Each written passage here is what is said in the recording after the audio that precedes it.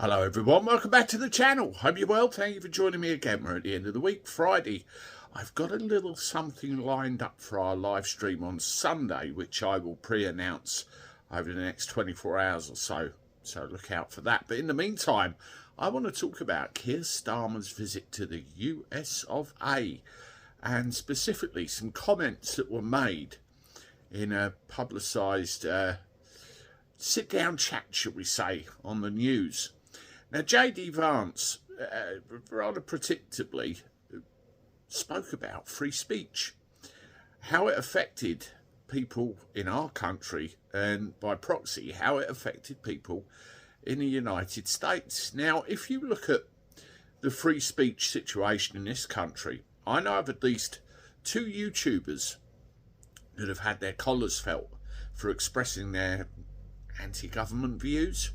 I do it all the time. You know, you have a right to express an opinion and say what's wrong. I know of at least one 54-year-old individual that got their collar felt by the Thought Police. Remember her?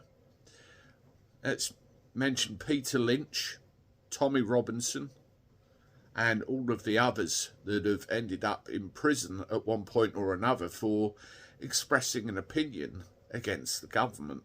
In other words, we're not happy. At the end of the day, it's our inane built-in right. We're allowed to say what we think. Have a listen to this.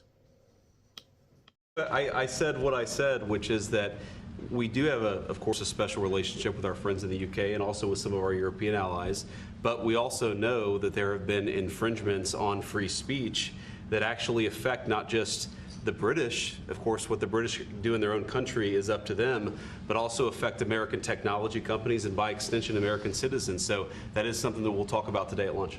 We've had free speech for a very, very long time in the United Kingdom, and it will last for a very, very long time.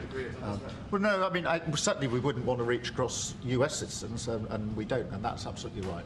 But in relation to free speech in the UK, I'm very proud of our history there. We discussed all this.